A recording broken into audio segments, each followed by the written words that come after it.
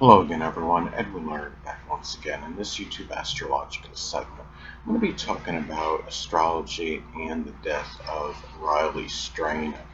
Some of you may have heard about his death. Riley Strain was a college student from Missouri, and he was found recently in the Cumberland River in Nashville, Tennessee.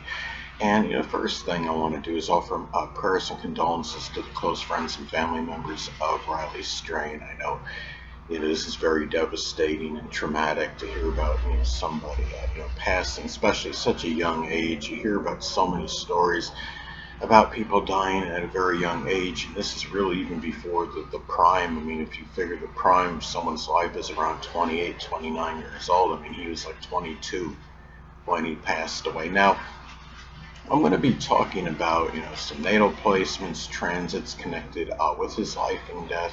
I don't have his time of birth, but I do have, the date of birth is January 2nd, 2022, according to Legacy.com. And naturally, that makes him a Sun in Capricorn. And I had to improvise once again. I had to do a solar/sunrise chart again because I do not have the time of birth for Riley Strain. Now, the thing is, first thing we talk about is natal placements, his life to some degree, persona. From what I see in the chart, he has the Sun in Capricorn. And of course, Sun astrology is our basic fundamental character, which of course can be cautious, ambitious, premeditative, very success oriented. Um, and I would also say serious, disciplined, structured. But what's interesting in stark, contrast to this, the moon in Leo, based on the solar sunrise time. Now, he could have had his moon in Virgo if he was born like really late in the day. Now, moon in Leo was very, gregarious and, sunny, unconscious. Moon is our unconscious side in contrast to his conscious side, which is the sun being in Capricorn. The moon is more, Leo being extroverted, again, gregarious, more about, being whimsical, fun-loving, and even sometimes giving that grandeur impression.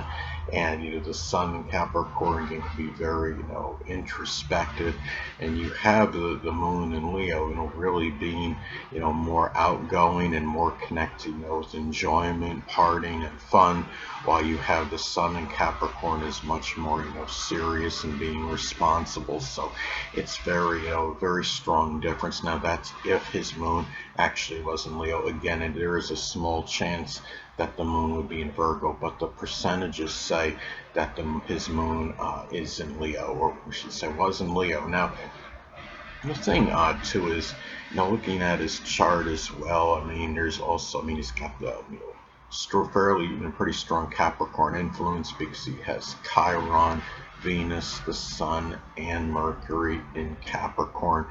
And Mercury in Capricorn can be introspective and thought premeditative about planning ahead, very disciplined, intelligence. But keep in mind that he has Mercury posited after the Sun. So that could modify things a little bit. That could indicate the actions may come before thinking, and more about acting first and thinking later. And I'm going to talk a little bit about that, how it might have panned out in his situation, at his passing. And another thing I'm looking at, in his chart, he also has, as far as an aspect that stands out to me, he has Pluto in opposition to Saturn. Some may think, well, what is this? What is the big thing with that? Well, this thing about it is you have, Pluto, is about our, passion and, being adventurous. Saturn is, connected with planning. Saturn in Gemini being about short journeys. And I think, what happened with him, sadly, is, he did, he took his, I guess you could say it was a short distance, short journey from, where he had last The last known one of the last known footage, or I guess you could say where people knew where he was at, was by a bar in Nashville, and he was found at the Cumberland River. And the thing is, I don't know if he did this walk by himself or what have you, but he basically, I think, became, was a little bit adventurous in what he did in terms of the short journey he took. And, there was something that stated he did have some alcohol in him. So I don't know if he had been, inebriated or intoxicated. That may have played a role as well.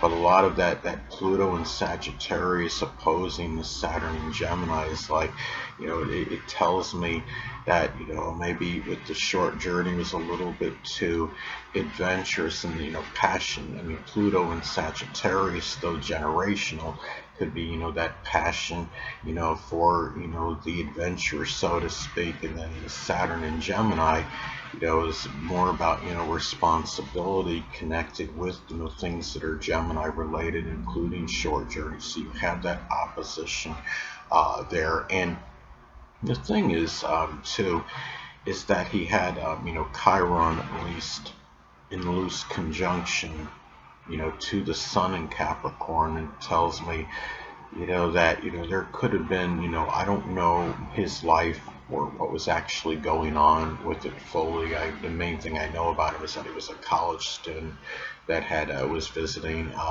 Nashville.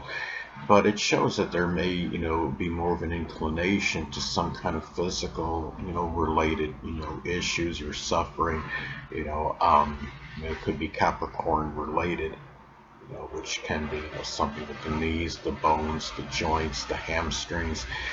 He also had another thing that stands out to me. I mean, this is the solar sunrise chart, but he has the ruler of the fourth house of the end of life, which is Venus, posited in the 12th house of the hidden, the unknown. So this may be shrouded with mystery to some degree. His passing, we may never fully know, exactly, precisely what went down. The police, the law enforcement has said, there doesn't appear to be anything, nefarious connected with this death or foul play. But keep in mind that they did find there was somebody had recovered, I think it was like a credit card or something, for Riley Strain. So that had to have been taken out of his pocket one way or another. It had to have been, it left his pocket before he had gone into the water, one way or the other. Now, one can, speculate on this. There's a number of things that could happen. It could have been that Riley Strain, had passed out near that Cumberland River, and somebody went into his pocket and picked the credit card or whatever it was out of it. He could have been robbed. That is another possibility. And he might have been, in a state, I mean, where he, had a difficult time either defending himself, or, if somebody's got a gun or a knife to you, naturally, regardless of how cognizant or coherent you are at the time, it really wouldn't make that much difference unless you're like, skilled or very proficient in martial arts or what have you.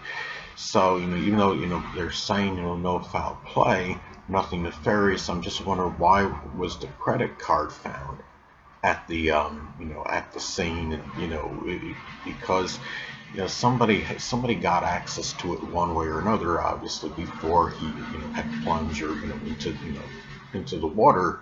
I don't know exactly. And also that another thing that's a little, baffling or mysterious is, how did he get, into the water? Was he unconscious and just rolled in? He was laying down maybe on, on the edge near the river and rolled in when he was unconscious. Is it possible somebody pushed him in there? And those are things we may never know, because there apparently wasn't at least any obvious, trauma to the physical body. If that's the case, then it would be hard to determine that one way or another. So if somebody pushes somebody, it's not going to leave, generally not going to leave any strong mark on a person. So, those things I want to get to now, looking at a transit that stood out to me.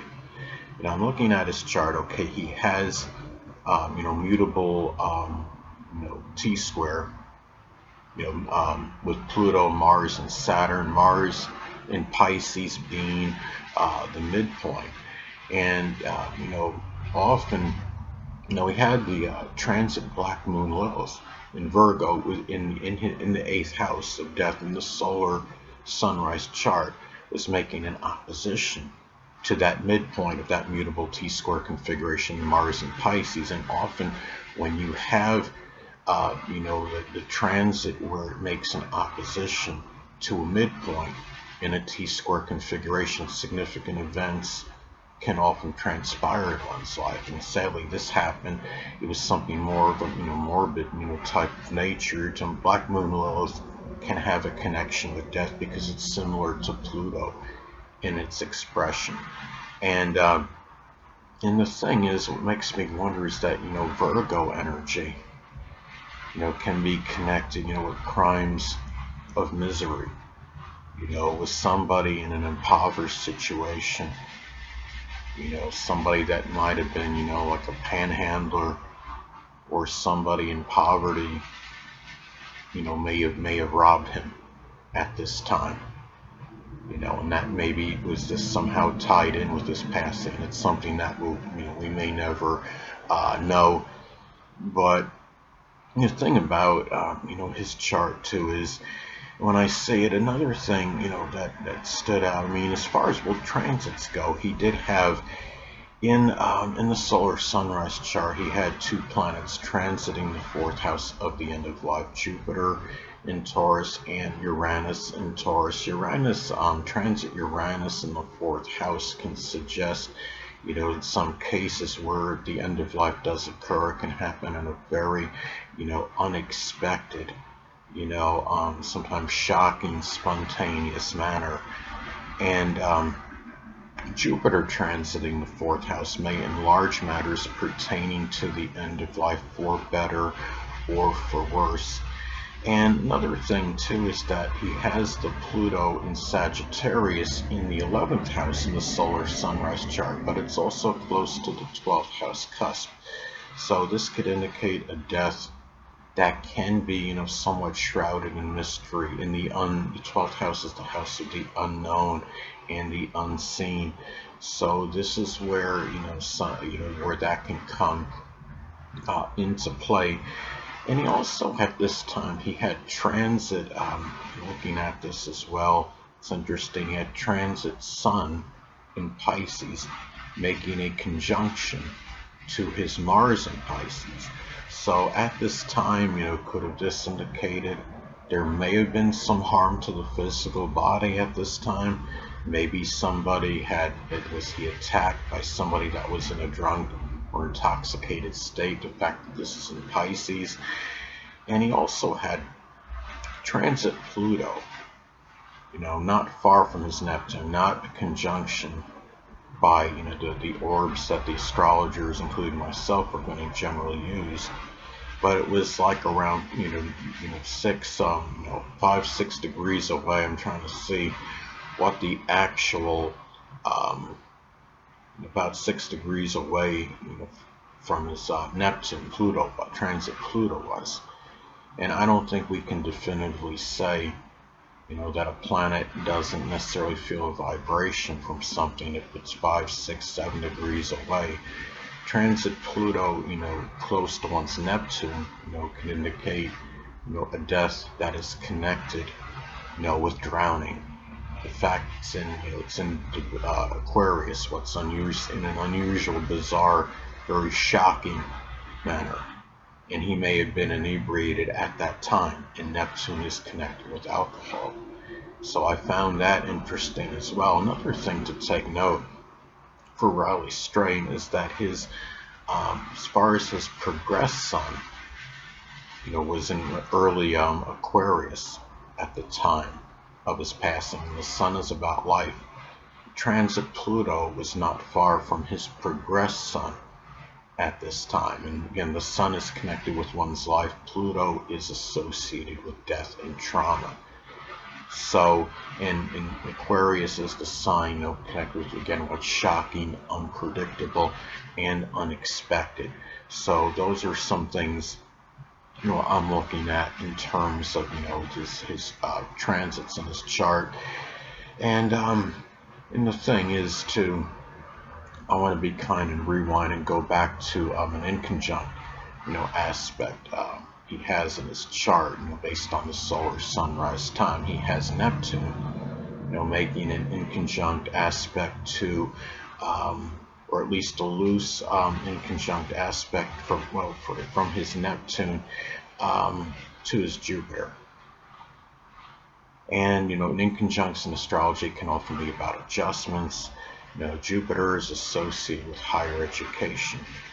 And he also had, and then Neptune, is connected, with our, has a connection with alcohol and drugs. So, this is something where, maybe he had to make, sadly, some kind of adjustment to at some point in time. And also he has the Sun opposition Jupiter, which can indicate reckless actions. This is about, the thing about that is that he might have been over optimistic in terms of his own, actions, what he was going to do, when he had walked from that bar and got to the Cumberland River. Now, the thing is, we don't know. I don't know if he had gotten any kind of transportation at any time, from anybody from that time at the bar till he was found at the Cumberland River. When I did this chart, I based the transits on, March 9th, because March 8th was the last time I believe they had any kind of footage on him, or somebody had actually reported seeing him, and that was late at night. So I'm speculating on this, but I would say he likely died on March 9th. When Legacy.com, I think, had his death at March 22nd, 2024, but the reason I think they put it there like by default, because that was the day that the body was discovered, and it wasn't. But I'm sure he had passed on well before that date, one way or the other. Anyway, people. That'll conclude this YouTube astrological segment. Until next time, Edwin Learnard saying, stay well.